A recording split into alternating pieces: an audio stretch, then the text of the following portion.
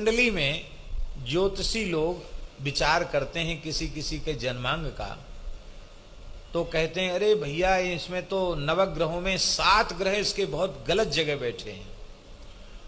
और कुछ लोग कहते हैं कि अरे 5 ग्रह जो है पंचग्रही योग है और बड़ा विपरीत योग है, ये तो हमेशा दुख ही पाएगा ये जातक, ये गलत भाव में बैठे हैं ये 5 ग्रह, ये गलत स्थान में बैठे हैं 7 ग्रह, अथवा अशुभ ग्रह की दृष्टि इन पर है, तो ये जातक के लिए शुभ नहीं है।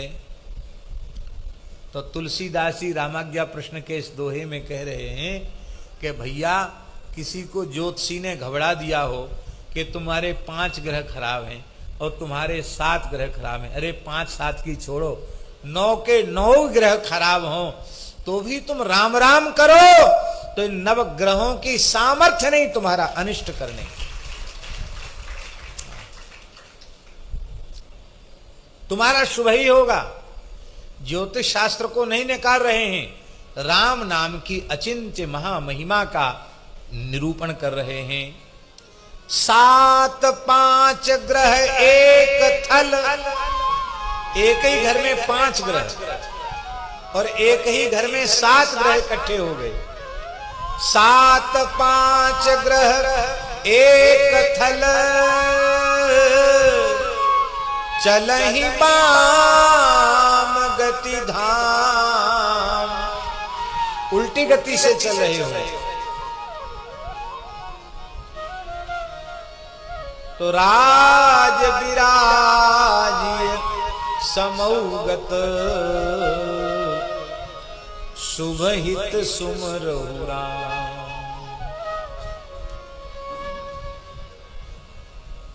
ऐसा व्यक्ति जिसके एक ही घर में 5 या 7 ग्रह आ गए हों और वो विपरीत भाव में हों, विपरीत अवस्था में हों, प्रतिकूल गति वाले ग्रह हों, तो राजा भी होगा तो रोड पे आ जाएगा, राजा भी होगा तो भिखारी बन जाएगा। राजा है पर ये विपरीत समय आने पर वो अवश्य फल देंगे। कहते लेकिन हम उपाय बताते हैं कि 5 7 नहीं 9 के 9 उल्टे पलटे हो जाएं तो भी यदि आप राम नाम का जप करते हैं तो आपका कुछ भी अनिष्ट नहीं हो सकता। एक भैया जी एक घटना सुनाते हैं। एक व्यक्ति थे, वो भगवान के भक्त तो थे, वस्तुतः भक्त थे, लेकिन ऐसा ही कोई विपरीत ग्रह नक्षत्र का योग था जिसमें बहुत त्रस्त थे, परिवार से भी भगाए गए थे, निकाले गए थे और एकदम बड़ी माने अत्यंत दुखद स्थिति में थे। तो तीर्थराज प्रयाग के कुंभ में गए तो मन में आया कि भाग्यहीन तो है ही हैं, खाने के लाले पड़ रहे हैं, यहाँ कम से कम कल्पवास करेंगे और 24 घंटे में जहाँ कहीं क्षेत्र में मिल जाएगा एक बार भोजन करेंगे और अपने राम राम करेंगे। और प्रयाग में आ गए वे महानुभाव। ऐसे ही कोई प्रकांड ज्योतिष के विद्वान मिल गए उनको। उन्होंने देखा तो उनको लगा कि ये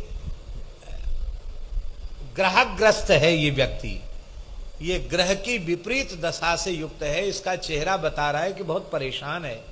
भैया क्या बात है? उसने अपनी करुण कथा सुनाई। बोले अच्छा तो तुम अपने जन्म का समय बताओ। जन्म का समय बता दिया तो तत्काल उन महानुभाव ने जन्मांग बना दिया, कुंडली बनाई और कुंडली बनाई। बोले तुम्हारी स्थिति तो जन्मांग की ऐसी है कि राहु केतु शनि मंगल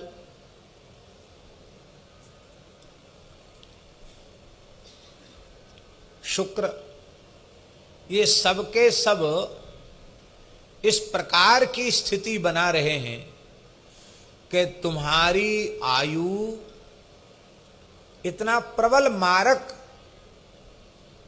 योग है क्या कहते हैं उसको, मार्क योगी तो कहते हैं, मार्केश। इतना प्रबल मार्केश है कि हमारे ज्योतिष की गणना के अनुसार तुम्हारी आयु अब 1 महीने से ज्यादा नहीं। बड़ा कष्ट पाकर तुम्हारा शरीर पूरा होगा, तुम्हारा जीवन समाप्त है, समझ लो। उसने कहा चलो अच्छी बात है, आपने बढ़िया बात बता दी, हमें कोई घबराहट नहीं है, अच्छी जगह आ गए। तीर्थराज प्रयाग है, गंगा जमुना का संगम है, हजारों साधु हैं, कुंभ का समय है। तो अब हम कुछ न कुछ करेंगे। क्या करोगे? अरे बच्चा, किसी ग्रह के मंत्र के जप में अब वह सामर्थ्य नहीं है कि तू बच सके, क्योंकि इतनी विपरीत स्थिति है, प्रबल मार्केश है तेरा।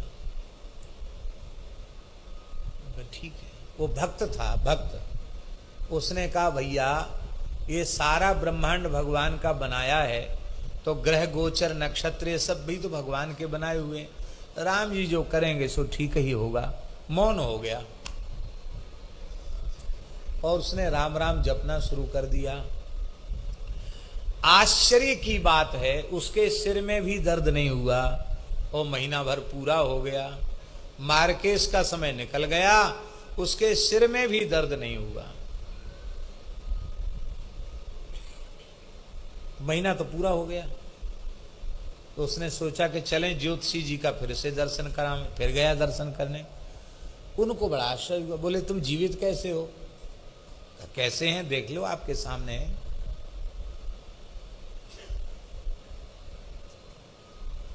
कैसे जीवित? बोले देख लो आपके सामने महाराज, कोई रोग हाली बीमारी कोई तकलीफ? अरे बोले महाराज तकलीफ पहले थी, बहुत बहुत कुछ तकलीफ थी, अब तो बिल्कुल कोई तकलीफ नहीं। क्या करते हो, क्या पूजा पाठ जब किया? बोले कुछ नहीं। मौन होकर 1 महीना तक आपने समय बताया था, अहरनिश राम नाम का जप किया और कुछ नहीं किया, केवल राम नाम का जप किया। तो ज्योतिषी जी को बड़ा आश्चर्य, केवल राम राम करने से इतना प्रबल योग बदल गया? आश्चर्य की बात है। तो उन ज्योतिषी जी के जो गुरुदेव थे वो भगवत प्राप्त सिद्ध पुरुष थे, वो भी कुंभ में पधारे थे। उनके पास जाकर ज्योतिषी जी ने कहा कि गुरुजी, हम अब सब अपने ज्योतिष के पोथी पत्रा पत्थर बांध के त्रिवेणी संगम में समाधि देना चाहते हैं। कहा क्यों? तुम्हारी तो रोजी रोटी ज्योतिष है, ऐसा क्यों करना चाहते हो? बोले महाराज आज तक मेरे द्वारा की गई घोषणा असत्य नहीं हुई, लेकिन ऐसा जातक जिसकी इतनी विपरीत ग्रह दशा और उसके सिर में भी दर्द नहीं हुआ, आश्चर्य की बात है, वो जिंदा है, प्रसन्न है, पहले से ज्यादा स्वस्थ है, क्या बात है? तो गुरुजी ध्यानस्थ हो गए और ध्यानस्थ होने के थोड़ी देर बाद गुरुजी ने नेत्र खोले। बोले पंडित जी, ये महा महा महिमामय राम नाम की महिमा है। कैसे? बोले जब इसने भजन करना शुरू किया तो जो ग्रह गोचर की स्थिति है उसमें विवाद छिड़ गया। बोले भैया तुम्हारा पहले समय, तुम जाओ पहले उसको कुछ सताओ। सबसे पहले मंगल को कहा कि तुम सताओ। मंगल बोले हम नहीं जाएंगे, चाहे भले ही बकरी हो, विपरीत हो, मार्केश हो, हम नहीं जाएंगे। क्यों? बोले राम जी हमारे जीजाजी लगते हैं। हाँ, राम जी हमारे जीजाजी लगते हैं, क्योंकि श्री जानकी जी भूमि पुत्री हैं और मैं भूमि पुत्र हूं, किशोरी जी का भाई हूं, इस नाते से वो मेरे जीजाजी लगते हैं और हमारे जीजाजी का नाम दिन रात जपता है। ऐसे अपने जीजाजी के परम शरणागत भक्त का हम कुछ भी नहीं बिगाड़ सकते। हम बिगाड़ेंगे नहीं, हम बनाएंगे जरूर उसका काम, बिगाड़ेंगे नहीं। पीछे हो गए। मंगल मना कर दिया। बोले देखो चलो, इन्होंने तो रिश्तेदारी निकाल ली। शनि ग्रह से कहा कि आप तो बड़े कठोर शासक हैं, सबको जब दंड देते हैं तो किसी को नहीं देखते, महात्मा दुरात्मा किसी को नहीं देखते, सबको एक लाठी से हाँकते हैं। शनि ग्रह बड़े बलवान हैं, वैसे लोगों में भक्ति भले ही ना हो, पर शनिवार होवे और पीपल दिखाई पड़े तो अपने आप सिर झुक जाता। वैसे हमेशा ही झुकना चाहिए पीपल को देख के सिर, लेकिन शनिवार को पीपल देख के सिर जरूर झुकता है। शनि से सब घबराते हैं, परेशान रहते हैं। शनि ग्रह से कहा कि तुम जाओ, तुम्हारा मार केस है। शनि ने कहा कि ये तो संभव ही नहीं है। क्यों?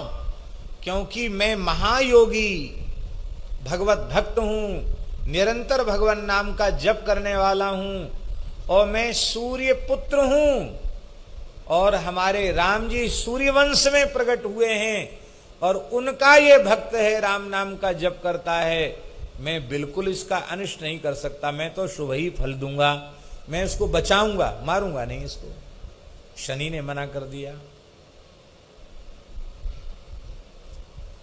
राहु केतु भी खराब स्थिति में थे। भैया तुम तो दैत्य हो, तुम तो अपना फल दे दो इसको। विधाता ने कहा तुम तो अपना फल दो, विपरीत फल। तो राहु केतु बोले कि हमको न फल देना न फूल देना। क्यों? बोले भगवान के चक्र का प्रताप हमें मालूम है। अमृत पी लिया था, 2 टुकड़े हो गए, धड़ केतु हो गया, सिर राहु हो गया, और अब उनके अनन्य नाम जापक भक्त को हम सताएंगे तो पता नहीं हमारे कितने टुकड़े हो जाएंगे। इसलिए भैया 2 टुकड़े में ही हम परेशान हैं, हमको ज्यादा टुकड़े अपने नहीं करवाने हैं। उन्होंने मना कर दिया। शुक्राचार्य जी से कहा कि भाई आप दैत्य गुरु हो, आप तो कुछ करो कम से कम। शुक्राचार्य जी बोले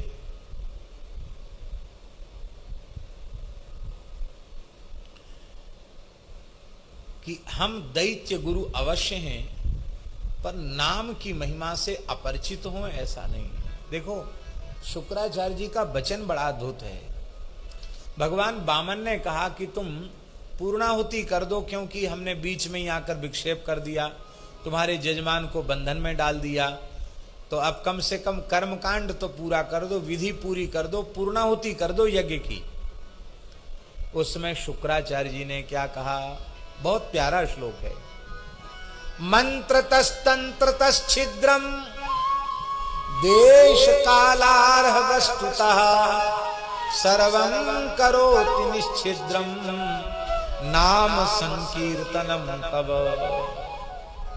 मंत्र का दोष, तंत्र माने विधि का दोष, देश का दोष, काल का दोष, समस्त प्रकार के दोषों की निवृत्ति हरिनाम संकीर्तन से हो जाती है। जब आपके नाम की ऐसी महिमा है कि नाम के कीर्तन से संपूर्ण दोषों की निवृत्ति हो जाती है, फिर यज्ञेश्वर यज्ञ नारायण स्वयं यज्ञ में पधारें, फिर यज्ञ अपूर्ण रहा, यज्ञ तो परिपूर्ण हो गया आपके पदार्पण से ही। तथा प्याज्ञां करोमिते, फिर भी आपने आज्ञा दिया है तो हम पूर्णाहुति कर देते। शुक्राचार्य जी ने पूर्णाहुति कर दी।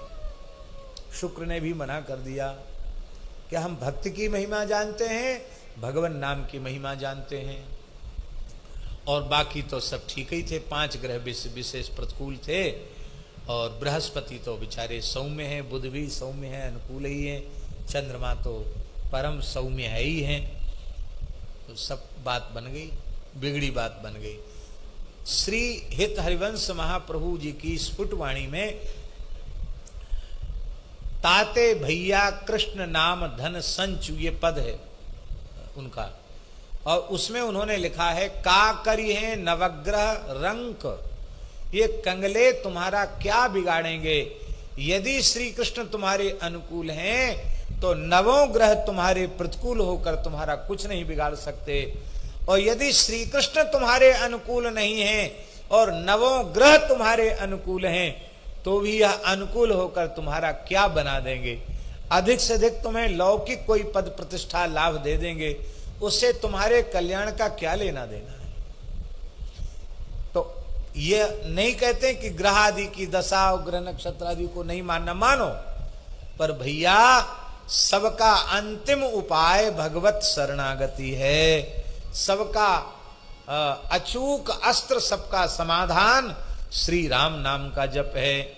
इसलिए 7 5 ग्रह एक थल, चलहि बाम गति धाम, राज विराजिय समौगत, शुभ हित सुमिरहु राम।